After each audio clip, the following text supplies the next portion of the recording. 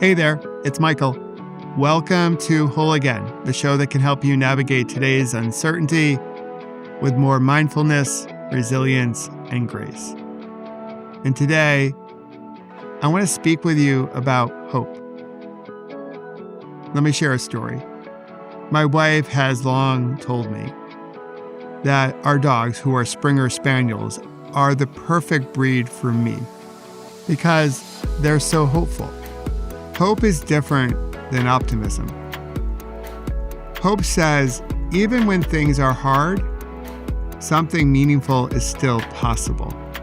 Hope puts in the work. Optimism, rather, which is also a really important virtue. Optimism says, well, things will probably work out.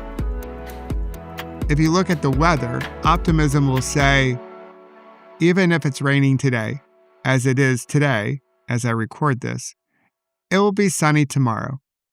Hope says, I'm going to grab a raincoat and I'm going to plant some seeds that could create a better tomorrow. One of our dogs, her name is Hope. And one of my top 5 values is also hope. On Election Day in 2024, I was hopeful and optimistic about the outcome in the election. That afternoon, our dog Hope, though, came down with a rare case of bloat. If you're not familiar with what bloat is, it basically involves the twisting of the stomach and the intestines in a dog. It usually only impacts larger breeds. So for it to happen with Hope, who is not a big dog, was rare. Given her symptoms, I was really worried, but I thought this couldn't be happening.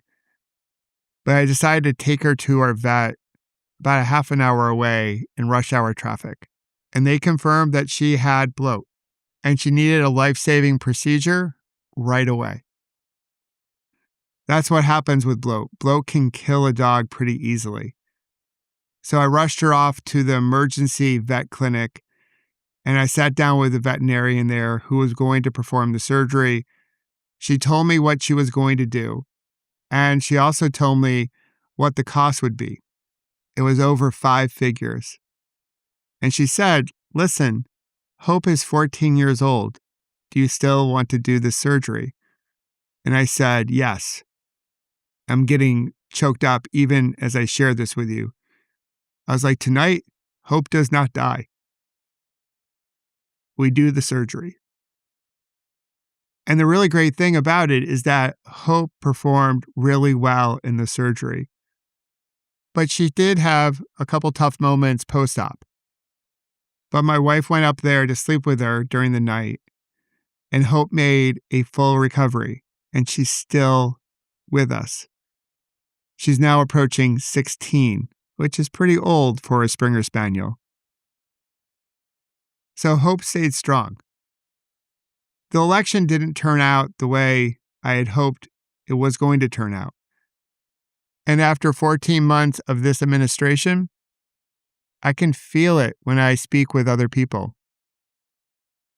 They feel hopeless. They wonder, how are we going to do this? How will we survive the next 3 years? And they usually put their hands in their face as they share this with me. And as an executive coach and speaker, I can also feel this in corporate America. What's true is that the health of corporate America and workplace culture is not good. There's so much pressure. And when I talk to people in that space, they also feel hopeless. I often hear them say, I don't know how much longer I can do this. The thing about hope is that, like any muscle, we need to work it. We need to look for reasons to be hopeful. If we don't, if we just end up on our phones and doom scroll, that muscle of hope atrophies, and then we become hopeless. So we need to work at it to make sure that we're strengthening our ability to see hope. There's an old saying that hope is not a strategy. Okay, They can have their point of view. But I believe hope is an essential pillar to live a full life, because hope asks us to step away from our devices and look up and look around and take action. Doesn't have to be huge. It can simply be one step forward. In March, I'll share an interview with you that I just completed with Jennifer Brown. She, like you, is another amazing human, and she wrote a new book called The Shape of Change. And the last chapter is about hope. As someone who cares deeply about social justice and is a thought leader on workplace culture, and very specifically, diversity, equity, and inclusion efforts, Jennifer sees that we're in the season of winter when it comes to creating communities of belonging. She was kind enough to endorse my current book that I co-authored with Dr. Sean Andrews on the 5 levels of male allyship. And I feel coming out with this book is a hopeful action. That even though there's tremendous backlash on DE&I efforts, we can still stand strong and take action, because workplace culture still matters, regardless of what we call it. As we discussed the last chapter in her book, I asked her, and I'll save her answer for later when the episode comes out, what she's looking for to give her a sense of hope that we're moving from winter into spring. And my bet is that in your neighborhood, there's a bush or a tree that will always blossom before any other one. Those are your signs that spring is around the corner for you in your neck of the woods. And those signs from nature can help us feel hopeful and optimistic about the future ahead. And since we are nature, this analogy of moving from winter into spring is one that we can apply to many aspects of our lives. Throughout my recovery from my last horrific crash that happened last summer, I was very intentional, since hope is one of my 5 values, to lead with hope as I went through my rehab. Even though at times it was really dark and I was overwhelmed, I still showed up every day and took action. It was almost like I was rehabbing my hope muscle. You see, when we doom scroll and we only see what's wrong with the world, yeah, it's easy to feel overwhelmed. It's natural for that feeling of hopelessness to settle in. And then we start to show up that way.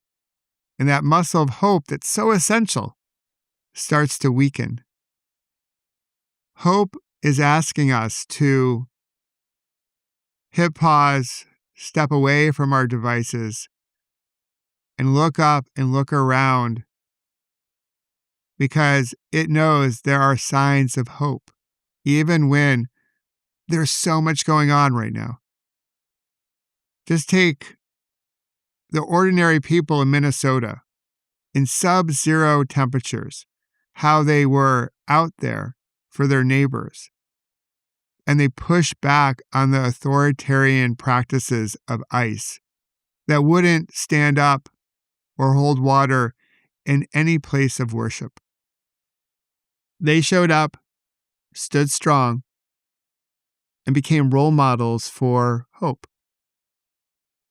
That change is possible. So I see hope in them, and I see hope in so many other aspects of our lives. That even though we are, at least here in the Northern Hemisphere, in winter, I feel there are signs of spring, a spring to come. So when you look around, what do you see? I know you see many things to be concerned about, but what brings you hope?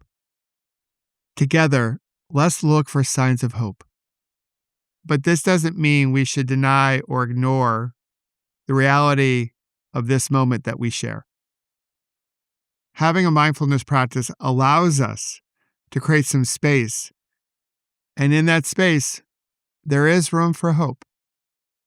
And that can create a better tomorrow for all of us, not just some of us. That hope can help us feel whole again.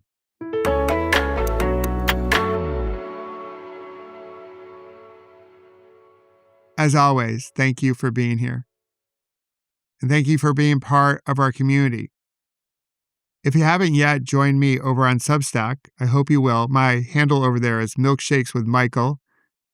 And if you join me, I'll explain why I'm going by that handle over there. Over there, I share my writing. I do a lesson each week.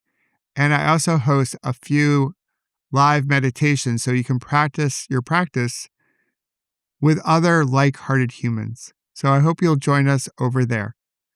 And until then, keep hope alive, keep pedaling, and putting your beautiful ripple into the world.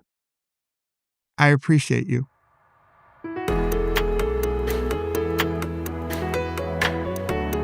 And if you wish to learn more about creating beautiful ripples and how to prevent a bad moment from turning into a bad day, please visit my website, michaelobrienshift.com, and sign up for my newsletter called The Ripple Effect. And join us each Monday, Wednesday, and Friday here at Whole Again and discover how you can heal, grow, and become more resilient.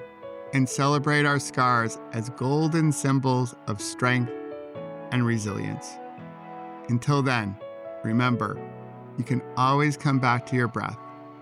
You've got this, and we've got you.